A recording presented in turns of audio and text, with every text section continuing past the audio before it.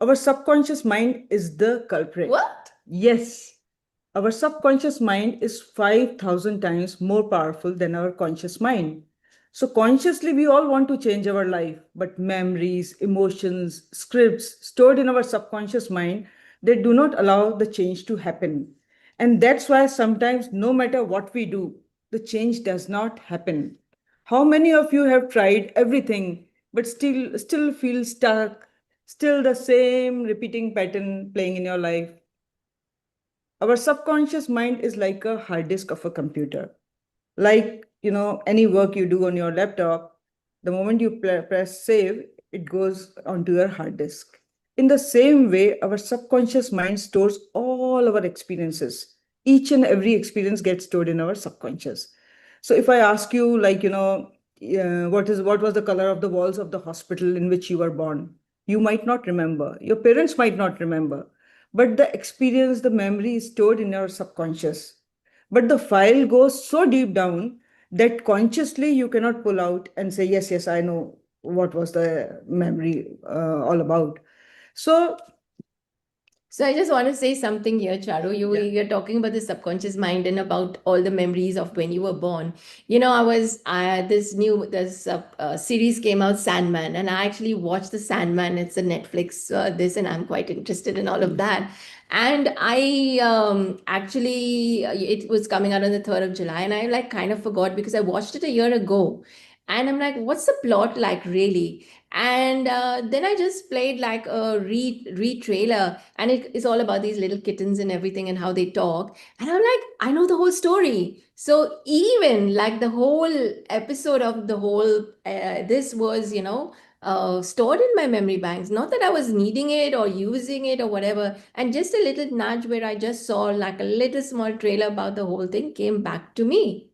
Yeah. So if your subconscious mind is running old fears, scripts, traumas, or identity patterns, it can override your conscious intentions every time. So, So what we want to say, like, let's say your conscious mind. I've seen someone saying I've tried everything, and somebody's been posting, and nothing's happened. So let's say here I'm telling you, change your life, change your life. You should change your life. But that's my conscious state, right? So that's in my conscious mind that I'm saying, okay, this is my conscious state. But in my subconscious mind, which is 90% more powerful or 5,000 times more powerful, um, it says change is scary, stay safe, stay small.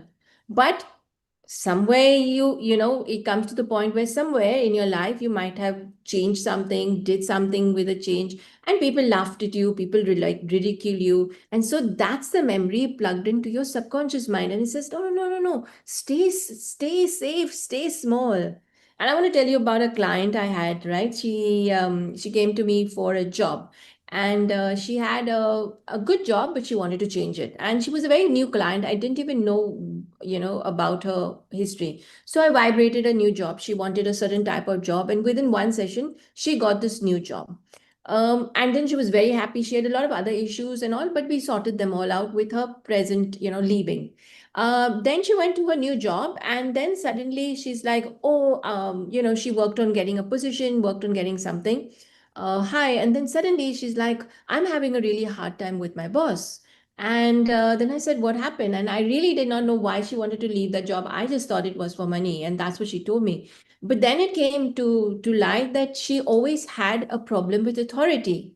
So that first job, she left because she was having a problem of authority and sidelines. So although she was very good and she felt being a woman in a male dominated industry, the males were given more priority over her. And that must have happened in her first job. And then she came to me with exactly the same thing, like, I want to leave, my boss has got somebody, and somebody, he bought somebody in made that person her boss, and she didn't like it. So now she's going for a third round of leaving her job. Although we worked on her and kind of changed things, but this is what happens for her. Then let's say, like, I am ready for abundance. I do affirmations and say money comes to me easily, do all of these mantras or whatever.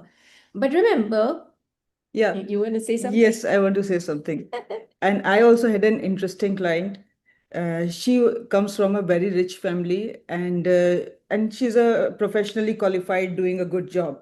after her marriage, when she went into her in-laws' house, they had certain rules and regulation, and where they said that you have to contribute in the house, which she did not in her parents' house. All the money she earned, she spent on herself. So this was a new thing for her, that you contribute. You have, although her husband earned three times than her own salary, her father-in-law had a very well-established business, but they had this rule.